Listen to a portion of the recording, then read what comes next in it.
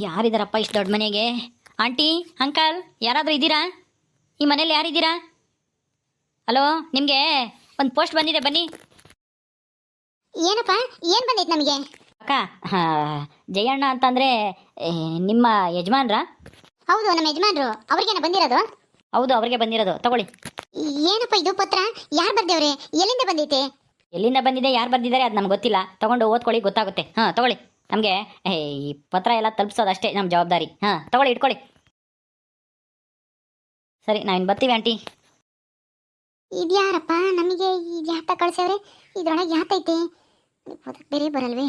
ಹಾಂ, ಏನು ಮಾಡೋದು? ಹಾಂ, ಯಾರು ಇಲ್ವೇ? ಕವಿತಾ ಎಲ್ಲ ಹೋಗಲು. ಇವಳು ಗಂಗಾನೂ ಇಲ್ಲ. ನಮ್ಮ ಸೂರ್ಯ ಇದ್ದಿದ್ರೆ ನೋಡಬೇಕಾಗಿತ್ತು. ಎಲ್ಲ ಹೋದ ಅವನು. ಅಮ್ಮ, ಅಮ್ಮ, ಏನಮ್ಮ ಅದು? ಏನೋ ಗೊತ್ತಿಲ್ಲ ಕಣ. ಪೋಸ್ಟ್ ಹುಡುಗ ತಂದು ಕೊಟ್ಟೋತು. ಯಾತ ಬಂದೈತೆ ನಿಮಗೆ ಪತ್ರ ಅಂತಾನ. ತಗ ನೋಡಿ ಬಂದಿಟ್ಟು ಅದು ಯಾತ ಅಂತಾನ. ಹಾಂ, ಸರಿ, ಕೊಡಿ, ನೋಡ್ತೀನಿ. ನೋಡಪ್ಪ ಅದೇನು ಅಂತಾನ. ಅದು ಯಾತ ಕಳ್ಸವ್ರೆ, ಏನು ಎತ್ತ ಅಂತಾನ. ಬಿಟ್ಟು ಬಿಚ್ಚಿ ಅದ್ಯಾತ ಇನ್ನೊಂದು ಪೇಪರ್ ಇದ್ದಂಗೆ ಐತೆ ಒಳಗೆ. ಹ್ಞೂ, ಹಿಂಗೆ ಕಣಮ್ಮ ಕಳ್ಸೋದು. ಇದು ಯಾವುದು? ಯಾವುದೋ ಕೋರ್ಟಿಂದ ಬಂದಿರಂಗೈತಲ್ಲ. ಇರು ನೋಡೋಣ.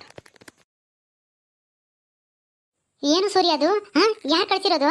ಅಮ್ಮ, ಕೋರ್ಟಿಂದ ಬಂದಿರೋದು. ಇದು ಕೋರ್ಟ್ ನೋಟಿಸು. ಕೋರ್ಟಿಂದನಾ? ಯಾಕೋ ನಮ್ಮನೆಗೆ ಯಾರು ಏನು ತಪ್ಪು ಮಾಡ್ಯವರು? ಹಾಂ, ಯಾಕೆ ಕೋರ್ಟಿಂದ ನಮ್ಗೆ ಯಾಕೆ ಬಂತು? ಹಾಂ, ಏನದು? ಹಾಂ, ಯಾರ ಮೇಲೆ ಬಂದಿತ್ತು? ಅಯ್ಯೋ ಅಮ್ಮ, ಗಾಬರಿ ಆಗುವಂಥದ್ದೇನೂ ಅಲ್ಲ. ಹಾಂ, ಯಾರೂ ತಪ್ಪು ಮಾಡಿಲ್ಲ ನಮ್ಮ ಮನೆಯಾಗೆ. ಅದೇ ಜಯತ್ತೆ ಆಸ್ತಿ ಮೇಲೆ ಕೇಸ್ ಹಾಕೈತೆ. ಹಾಂ, ಅದಕ್ಕೇನೆ ಈ ಥರ ಹಿಂಗೆ ಕೇಸ್ ಮಾಡಿದ್ದಾರೆ. ನೀವು ಇದಕ್ಕೆ ಏನು ಪ್ರತಿಕ್ರಿಯೆ ಕೊಡ್ತೀರಾ ಅಂತ ಹೇಳಿ ಡೇಟ್ ಕೊಟ್ಟಿದ್ದಾರೆ. ಹಾಂ, ಈ 25ನೇ ತಾರೀಕು ಒಳಗಡೆ ನಾವು ಏನಾದರೂ ಲಾಯರ್ನ ಭೇಟಿ ಮಾಡಿ ನಾವು ಕೋರ್ಟಿಗೆ ನಮ್ಮ ಸಾಕ್ಷಿ ಎಲ್ಲನ ತೋರಿಸ್ಬೇಕು. ಹಾಂ, ಈ ಆಸ್ತಿ ನಮ್ಮದೇ ಅಂತಾನ ಅಷ್ಟೇನೆ. ಹಾಂ, ನಮಗೂ ಆಸ್ತಿಲಿ ಭಾಗ ಬರಬೇಕು ಅಂತ ಜಯತ್ತೆ ಲಾಯರಿಂದ ನೋಟಿಸ್ ಕಳಿಸೈತೆ. ಲಾಯರ್ ನೋಟಿಸ್ ಇದು. ಹೌದಾ? ನಿಮ್ಮ ಅತ್ತೆ ಆಸ್ತಿ ಮೇಲೆ ಕೇಸ್ ಹಾಕ್ಯವಳ? ನಾನೆಲ್ಲೋ ಹಾಕೊಂಡು ಸುಮ್ಮನಾದ್ಲೇನೋ, ಯಾರೋ ಹೇಳಿರ್ತಾರೆ ಅವಳಿಗೆ ಬರಲ್ಲ ಅಂತಾರ. ಅದಕ್ಕೆ ಸುಮ್ಮನಾಗಿ ಅವಳೆ ಅನ್ಕೊಂಡಿದ್ದೆ. ಅಲ್ಲಿ ಒಂದು 2 ತಿಂಗಳಿಂದ ಹೇಳೋಳಲ್ಲ ಕೇಸ್ ಹಾಕಿದ್ರಿ ಇಟ್ಟತಿಗೆ ನಮ್ಮನ್ನು ಕರೆಸ್ಬೇಕಾಗಿತ್ತು ಕೋರ್ಟಿಗೆ ಅಂತಾನ. ಹಂಗೆ ನಂಗೆ 25ನೇ ತಾರೀಕು ಒಳಗೆ ನಾವು ಲಾಯರ್ನ ಭೇಟಿ ಮಾಡಿ ಎಲ್ಲ ಕೊಡ್ಬೇಕೇನು ಅವರಿಗೆ? ಹಾಂ, ಹೌದಮ್ಮ, ನಾವು ಹೋಗಿ ಸಾಕ್ಷಿ, ಆಧಾರ, ಡಾಕ್ಯುಮೆಂಟ್ಸು ಏನೇನೈತೆ ಅದನ್ನೆಲ್ಲನ ಕೊಡಬೇಕು ಅಂತ ಅನಿಸುತ್ತೆ. ಹಾಂ, ಒಂದ್ಸಲ ಯಾವುದಕ್ಕೂ ಲಾಯರ್ನ ಹೋಗಿ ಭೇಟಿ ಮಾಡಿದ್ರೆ ಗೊತ್ತಾಗುತ್ತೆ. ಹಾಂ, ಯಾಕೆಂದರೆ ನಮ್ಮ ಆಸ್ತಿ ಎಲ್ಲ ಇರೋದು ಅಪ್ಪಂದು ಎಲ್ಲನ ಪಿತ್ರಾರ್ಜಿತ ಸ್ವತ್ತು ಸ್ವಲ್ಪ ಐತೆ. ಆದರೆ ಅದೆಲ್ಲನ 2000ನೇ ಇಸ್ವಿಲೇನೆ ರಿಜಿಸ್ಟ್ರೇಷನ್ ಆಗೈತೆ. ಆದರೆ 2000ನೇ ಇಸ್ವಿಲಿ ರಿಜಿಸ್ಟ್ರೇಷನ್ ಆಗಿರೋದಕ್ಕೆ ಈ ಕೇಸ್ ಹಾಕಿದ್ರೆ ನಡೆಯಲ್ಲ. ಹಾಂ, 2004ರಿಂದ ಈಚೆಗೆ ಇದು ಭಾಗ ಆಗಿರೋದಕ್ಕೆ ಮಾತ್ರನ ಕೋರ್ಟು ಅನುಮತಿ ಕೊಟ್ಟಿರೋದು. ಹೆಣ್ಮಕ್ಳಿಗೆ ಹಕ್ಕೈತೆ, ಸಮಾನ ಹಕ್ಕು ಅಂತಾನ. ನಮ್ಮ ಜಯತ್ತಿಗೆ ಅದು ಗೊತ್ತಿಲ್ಲ ಅನ್ಸುತ್ತೆ. ಸುಮ್ಮನೆ ಕೊಟ್ಟೈತೆ ಗೊತ್ತಿದ್ರು. ಹಾಂ, ಮಾಯೆ ಎಲ್ಲ ಹೇಳಿ ಲಾಯರ್ ನಿಕ್ಕಿ ಕೇಸ್ ಹಾಕು ಅಂತ ಹೇಳವಳೆ. ಕೊಟ್ಟರೆ ಕೊಡ್ತಾರೇನೋ ಎದ್ರಕೊಂಡು ಅಂತಾನ. ಇದಕ್ಕೇನು ಎದ್ರಕೊಳ್ಳೋಂಥ ಅವಶ್ಯಕತೆ ಇಲ್ಲ ಬಿಡಮ್ಮ. ನೀನು ಯಾಕೆ ಭಯ ಪಡ್ತೀಯ? ಹೌದೇನೋ? ಹಂಗಾದ್ರೆ ಸರಿಯಪ್ಪ. ಹಾಂ, ಅಲ್ಲ ಜಯಮ್ಮ ನೋಡ್ದ ಎಂಥ ಕೆಲಸ ಮಾಡಿವಳೆ? ಅದೆಲ್ಲ ಗೊತ್ತಿರೋದೇ ತಾನೇ. ಸುಮ್ಮನೆ ಈಗೇನೋ ದ್ವೇಷಕ್ಕೇನೋ ಮಾಡಿದ್ದಾರೆ. ಅದು ಎಂದ್ಗೂ ಅವ್ರ ಕಡೆ ಆಗಕ್ಕೆ ಸಾಧ್ಯನೇ ಇಲ್ಲ ಬಿಡಮ್ಮ. ಹಾಂ, ಏನು ಸೂರ್ಯ ಅದು? ಏನೇ ಅದು ಸರೋಜಾ? ಅಯ್ಯೋ ರೀ, ಅದು ಜಯಮ್ಮ ಕೇಸ್ ಹಾಕಿವಳಂತೆ ಆಸ್ತಿ ಬೇಕು ಅಂತ. ಅದಕ್ಕೆ ಕೋರ್ಟಿಂದ ಯಾತೋ ಪತ್ರ ಕಳ್ಸವ್ರಂತೆ. 25ನೇ ತಾರೀಕು ಒಳಗಡೆ ನಾವು ಹೋಗಿ ಲಾಯರ್ ನಿಕ್ಕಿ ಏನೋ ಮಾಡ್ಬೇಕಂತೆ. ಸೂರ್ಯನ್ ಕೇಳ್ರಿ. ಹೌದೇನೋ ಸೂರ್ಯ? ಹೌದಪ್ಪ, ಆದರೆ ಈ ಕೇಸ್ ಜಾಸ್ತಿ ದಿನ ನಡೆಯಲ್ಲ ಬಿಡು. ಒಂದೇ ಟೈಮ್ಗೆ ಕ್ಲೋಸ್ ಆಗುತ್ತೆ. ಯಾಕೆಂದರೆ ನೀವು ತಾತನ ಆಸ್ತಿ ಮಾಡಿಸ್ಕೊಂಡಿರೋದೇ 2000ನೇ ಇಸ್ವಿಲಿ. ಹಾಂ, ಆದರೆ ಈ ಕಾನೂನು ಬಂದಿದ್ದು 2004ನೇ ಇಸ್ವಿಯಿಂದ ಈಚೆಗೆ ಭಾಗ ಆಗಿರೋಕೆ ಮಾತ್ರನ ಹಕ್ಕಿರುತ್ತೆ ಅಂತ. ಏನು ತೊಂದರೆ ಆಗಲ್ಲ ಬಿಡಿಯಪ್ಪ. ಅದು ನನಗೆ ಗೊತ್ತಿತ್ತು ಬಿಡು. ನಾನು ಅದಕ್ಕೆ ತಲೆ ಕೆಡಿಸ್ಕೊಂಡಿಲ್ಲ. ಏನಾದ್ರೂ ಕೇಸ್ ಹಾಕೊಳ್ಳಿ ಬಿಡು. ದುಡ್ಡು ಮುಗಿಸ್ಕೊಂಬದು ಅವಳೇನೆ. ನನ್ನ ನೀನು ಗೆಲ್ಲಲಾರಿ ತಿಳಿದು ತಿಳಿದು ಛಲವೇತಕ್ಕೆ ಎಲ್ಲರೆದುರು ಮಾನ ಹೋಗಿ ಕೊನೆಗೆ ಮನೆಗೆ ಹೋಗುವೆ. ನನ್ನಂತ ತಂಗಿಂದ ನೀ ಸೋಲೋಕೆ ಆಸೆಯ ನಿನಗೆ ಅಣ್ಣ. ಅತ್ತೆ, ಏನತ್ತೆ ಇದು? ಯಾಕಪ್ಪ ಅಳಿಯ? ಯಾಕೆ ನಿನ್ಗೆ ಓದಕ್ ಕಳ್ಸಿಲ್ವಾ ನಿಮ್ಮಪ್ಪಯ್ಯ ನಿಮ್ಮಮ್ಮಯ್ಯ ದುಡ್ಡು ಕೊಟ್ಟು? ಯಾಕೆ ಇಂಗ್ಲಿಷ್ ಓದಕ್ ಬರಲ್ವಾ ನಿನ್ಗೆ? ಅಥವಾ ಓದಕ್ ಬಂದ್ರು ನಾನು ಕೇಳ್ತಾ ಇದ್ಯಾ? ಓದಿ ತಿಳ್ಕೊ ನೀನೇನೆ. ನಾನು ಓದಿ ತಿಳ್ಕೊಂಡಿದ್ದೀನಿ ಏನು ಅಂತಾನು ನನಗೆ ಚೆನ್ನಾಗಿ ಗೊತ್ತು. ಇದು ಲಾಯರ್ ನೋಟಿಸು. ಏನು ನಮ್ಮ ಅಪ್ಪನ ಮೇಲೆ ಕೇಸ್ ಹಾಕಿದೆಯಲ್ಲ, ನನಗೆ ಆಸ್ತಿ ಕೊಡ್ದಂಗೆ ಮೋಸ ಮಾಡಿದ್ದಾರೆ. ನನಗೆ ನ್ಯಾಯ ಸಿಗಬೇಕು, ಆಸ್ತಿ ಬೇಕು, ಅರ್ಧ ಭಾಗ ಕೊಡಬೇಕು ಅಂತಾನ. ನಿಮ್ಮ ಆಸೆ ಯಾವತ್ತೂ ನೆರವೇರಲ್ಲ. ಸುಮ್ಮನೆ ಇಂಥವೆಲ್ಲ ಮಾಡಕ್ಕೆ ಹೋಗಿ ದುಡ್ಡು ಯಾಕೆ ಕಳ್ಕೊಂತೀರಾ ಲಾಯರ್ಗೆ, ಕೋರ್ಟಿಗೆ ಅಂತ ಹೇಳಿ ಓಡಾಡ್ಕೊಂಡು? ಸುಮ್ಮನೆ ನಿಮ್ಮ ಟೈಮೂ ವೇಸ್ಟು. ಜಯಮ್ಮ ನೋಡಮ್ಮ ನೀನೇನೇ ತಿಪ್ಪುರ್ಲಾಗ ಹಾಕಿದ್ರು ನಿನ್ಗಂತೂ ಯಾವ ಒಂದು ಬಿಡುಗಾಸನು ಸಿಗಲ್ಲ ನನ್ನ ಆಸ್ತಿಲಿ. ನೀನ್ ಯಾವ ಲಾಯರ್ ನೋಟಿಸ್ ಆದ್ರೂ ಕಳ್ಸು, ಏನಾದ್ರೂ ಕಳ್ಸು, ನಾವೇನು ಎದ್ರಕಮಲ್ಲ. ಅದಕ್ಕೆ ನಾವೆಲ್ಲದಕ್ಕೂ ಸಿದ್ಧವಾಗಿದ್ದೀವಿ. ನೀನ್ ಯೋಚನೆ ಮಾಡು, ನಿನಗೆ ಯಾರಿದ್ದಾರೆ ಸಪೋರ್ಟ್ಗೆ? ನಿನ್ ಗಂಡ, ನಿನ್ ಮಗ, ಎಲ್ಲರೂ ಯಾರು ಸಪೋರ್ಟಿಗೆ ಬರಲ್ಲ. ತಿಳ್ಕೊ. ಮಾಯಾ ಇನ್ನ ಅಲ್ಲೆಲ್ಲೋ ಹಳ್ಳಿಲಿ ಪಾಪ ಅವ್ನು ಯಾರ ಜೊತೆಲ್ಲೋ ಕೂಲಿ ಮಾಡ್ಕೊಂಡು ಜೀವನ ಮಾಡ್ತಾ ಇದ್ದಾಳೆ. ಇನ್ನು ಅವಳಂತೂ ಬರಲ್ಲ. ಇನ್ನು ನಿನ್ನ ಹತ್ರ ದುಡ್ಡು ಇಲ್ಲ. ಸುಮ್ಮನೆ ಯಾಕೆ ಕೋಟಿ ಗಿಟ್ಟಿಗೆ ಅಲ್ದು ದುಡ್ಡು ಯಾಕೆ ಮುಗಿಸ್ಕೊಂತೀಯ? ಲಾಯರ್ ಏನು ಸುಮ್ಮನೆ ದುಡ್ಡು ಕಿತ್ಕೊಂತಾರೆ ಅಷ್ಟೇನೆ. ಅವ್ರಿಗೆ ಗೊತ್ತಿರುತ್ತೆ ಕೇಸು ನಡೆಯಲ್ಲ ಇದು ಅಂತ. ಆದ್ರೂ ದುಡ್ಡು ಕಿತ್ಕೊಂಬಕ್ಕೆ ನಡೆಯುತ್ತೆ ಅಂತ ಹೇಳ್ತಾರೆ, ಸಿಗುತ್ತೆ ಆಸ್ತಿ ಅಂತ. ಅದನ್ನೆಲ್ಲ ನೆಚ್ಕೊಂಡು ನೀನ್ ಹಿಂಗೆಲ್ಲ ಆಡೋದು ತಪ್ಪು ಜಯಮ್ಮ.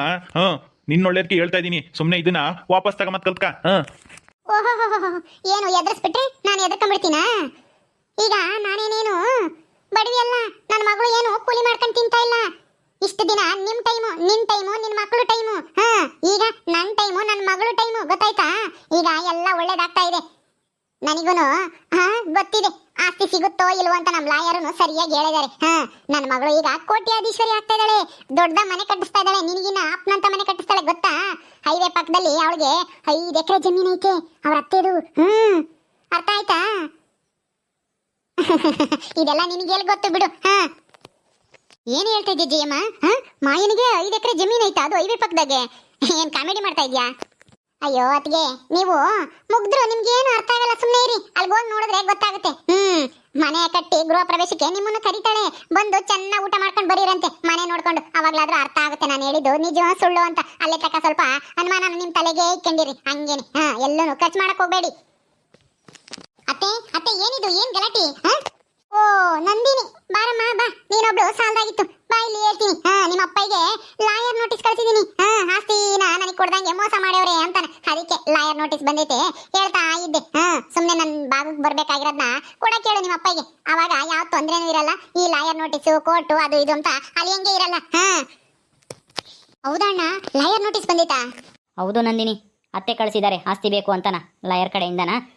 25ನೇ ತಾರೀಕು ಒಳಗಡೆ ನಾವು ಯಾರನ್ನಾದ್ರೂ ಒಬ್ಬರನ್ನ ಲಾಯರ್ ನಿಕ್ಕಿ, ಇದು ಏನು ಜಾಸ್ತಿ ದಿನ ನಡೆಯಲ್ಲ ಬಿಡು, ಇವ್ರ ಕೇಸು ನಿಲ್ಲೋದು ಇಲ್ಲ.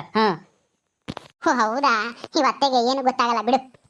ಓಹೋ, ನಿಲ್ಲಲ್ಲ ಇವತ್ತೆ ಗೊತ್ತಾಗಲ್ಲ ಅಂತ ಅನ್ಕೊಂಡಿದ್ರ? ನನ್ಗೆಲ್ಲಾನು ಗೊತ್ತಾಗುತ್ತೆ. ನನ್ನ ಲಾಯರು ಎಲ್ಲ ಹೇಳಿದ್ದಾರೆ. ನೀವ್ ಈ ತರ ಹೇಳ್ಬಿಟ್ರೆ ನಾನು ವಾಪಸ್ ತಗೊಂಬಲ್ಲ. ನನ್ನ ಆಸ್ತಿ ನನಗೆ ಕೊಡ್ಲೇಬೇಕು ನೀವು. ಜಯಮ್ಮ, ನಿನ್ಗೆ ಆಸ್ತಿ ಸಿಗುತ್ತೆ ಅನ್ಕೊಂಡಿದ್ಯಾ? ಅದ್ರಾಗ ಒಂದು ಬಿಡಿಗಾಸನ್ನು ನಿನಗೆ ಕೊಡಲ್ಲ. ನೀನು ಏನೇ ತಿಪ್ಪುಲಾಗ ಹಾಕ್ತಿದ್ರು ನಿನಗಂತೂ ಸಿಗಲ್ಲ ಅಷ್ಟೇನೆ.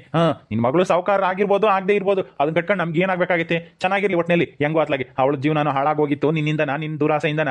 ಪಾಪ ಹೆಂಗೋ ದೇವ್ರ ದಯಿಂದನಾದ್ರೂ ಒಳ್ಳೇದಾಗೈತಲ್ಲ, ಒಳ್ಳೇದಾಗ್ಲಿ. ದೇವ್ರ ದಯಿಂದ ನಮ್ಮ ಮಾಯ ಕಾಲಿಟ್ ಗಳಿಗೆಯಿಂದ ಅವ್ರಿಗೆ ಶುಕ್ರ ದಶೆ ಶುರುವಾಗೈತಿ. ಅವಳ ಗಂಡಗೂ ಅವ್ರ ಅತ್ತಿಗೂ. ಗೊತ್ತಾಯ್ತಾ? ನೀನು ಅಷ್ಟೇನೆ, ನಿನ್ಗೂ ಶುಕ್ರ ದಶೆ ತಿರಿಕೆಣೈತೆ ಈ ನೋಟಿಸ್ ಬರೋದ್ರ ಮೂಲಕ. ಅದಕ್ಕೆ ಜಾಸ್ತಿ ಮೆರಿಯಕ್ ಹೋಗ್ಬಾರ್ದು. ಶ್ರೀಮಂತಿಕೆ ಇದ್ದಾಗ ಸ್ವಲ್ಪ ತಗ್ಗಿ ಬಗ್ಗಿ ನಡಿಬೇಕು. ಅಕ್ಕ ತಂಗಿರ್ನ ಕರೆದು ಕಳಿಸ್ಬೇಕು, ನೋಡ್ಕೋಬೇಕು ಚೆನ್ನಾಗಿ, ಅವ್ರಿಗೆ ಗೌರವ ಕೊಡ್ಬೇಕು, ಪ್ರೀತಿಯಿಂದ ಮಾತಾಡ್ಸ್ಬೇಕು ಅಂತ. ಗೊತ್ತಾಗ್ಲಿ ನಿನ್ಗೂನು. ಬಿಡು, ಇದನ್ನ ನಿನಗೆ ಹೇಳಿ ಏನ್ ಪ್ರಯೋಜನ? ಬಿಡು. ಬಿಟ್ಟಿದ್ದೀನಮ್ಮ, ನಿನ್ನೇನು ಇಟ್ಕೊಂಡಿಲ್ಲ. ಹೋಗು, ಅದೇನ್ ಮಾಡ್ತೀಯೋ ಮಾಡೋಗು, ಎಲ್ಲದಕ್ಕೂ ನಾವು ಸಿದ್ಧವಾಗಿ ಇದ್ದೀವಿ.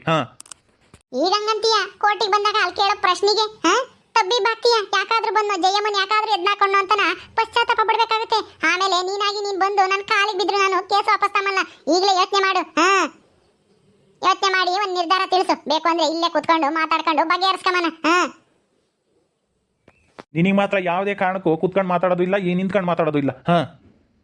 ಮುಗ್ದೋಯ್ತು. ಇನ್ಮೇಲೆ ನಿನಗೂ ಈ ಮನೆಗೂ ಇದ್ದಿದ್ದು ಋಣ ತೀರೋಯ್ತು. ಆ ವಿಜಯಮ್ಮ ಇದ್ದಾಳೆ, ಅವಳು ಈ ಮನೆಗೆ ಬರಲ್ಲ. ಹೆಂಗಾದ್ರೂ ಮಾಡಿ ಅವಳನ್ನ ಮಾತಾಡಿಸ್ತೀವಿ, ಅವಳನ್ನಾದ್ರೂ ಕರೆದು ಕಳಿಸ್ತೀವಿ. ನಿನ್ಗೆ ಆ ಭಾಗ್ಯ ಇಲ್ಲ ಇನ್ಮೇಲೆ. ಹೋಗು. ಯಾರು ಅವಳ ಅಕ್ಕಯ್ಯನ?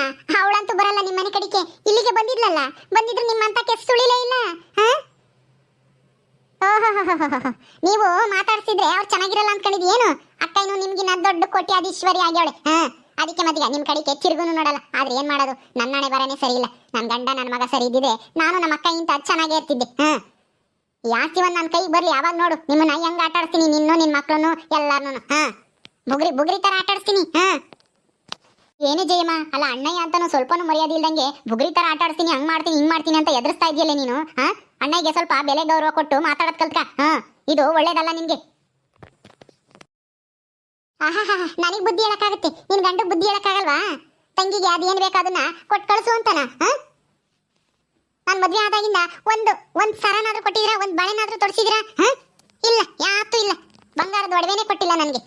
ಅಯ್ಯೋ ನೀನೇ ತಾನೇ, ನಾವು ಶ್ರೀಮಂತರ ಮನೆ ಹುಡುಗನ್ನ ನೋಡಿದ್ವಿ ನಿನ್ ಮದುವೆ ಮಾಡಕ್ಕೆ ಅಂತ. ಆದ್ರೆ ನೀನೇ ತಾನೇ ಅವ್ನು ಯಾರೋ ಸಾಫ್ಟ್ವೇರ್ ಇಂಜಿನಿಯರ್ ಅದು ಇದು ಅಂತ ನಿನ್ ಗಂಡನ ನೆಚ್ಕೊಂಡು ಬೆಂಗಳೂರಿಗೆ ಓಡೋಗಿ ಒಂದು 5-6 ವರ್ಷ ಅಲ್ಲ 5-6 ವರ್ಷ ಅಲ್ಲ 5-6 ವರ್ಷದ ಮ್ಯಾಲೇನೆ ಆತೇನ, ಒಂದು 15 ವರ್ಷ ಬೆಂಗಳೂರಾಗಿದ್ದು ಆಮೇಲೆ ತಾನೇ ಇಲ್ಲಿ ಬಂದು ಸೇರ್ಕೊಂಡಿದ್ದು. ಹಾ ನಿನ್ ಯಾರು ಹೇಳಿದ್ದು? ನಾವು ನೋಡಿರೋ ಹುಡುಗನ ಮದುವೆ ಆಗಿದ್ರೆ ನೀನು ರಾಣಿ ತರ ಇರ್ತಿದ್ದೆ. ಹಾ ಅಯ್ಯೋ ಅದನ್ನ ಹಳೆದೆಲ್ಲ ಹೇಳಕ್ ಹೋಗ್ಬೇಡಿ ಅತ್ತಿಗೆ, ಈಗಿನ ಮಾತಾಡಿ ಅಷ್ಟೇನೆ. ಹಾ ನನ್ನ ಮದುವೆ ವಿಷಯ ಯಾಕೆ ಇವಾಗ ಆಗೋಗೈತೆ ಅದು. ಹಾ ಆಗೋಗಿರೋ ವಿಷಯನೇ ಹೇಳ್ಬೇಕು. ನೀನ್ ತಾನೇ ಕೇಳಿದ್ದು ನನ್ಗೊಂದ್ ಸರ ಕೊಟ್ಟಿಲ್ಲ, ಒಂದ್ ಬಾಳೆ ಕೊಟ್ಟಿಲ್ಲ ಅಂತನ. ಹಾ ಅವಾಗ ಎಲ್ಲ ಕೊಟ್ಟು ಮದುವೆ ಮಾಡ್ತಿದ್ವಾ ನಾವು ನೋಡಿರೋ ಹುಡುಗನ ಮದುವೆ ಆಗಿದ್ರೆ. ಈಗ ಅನ್ಬೋಸು, ನೀನು ಮೋಸ ಹೋದೆ.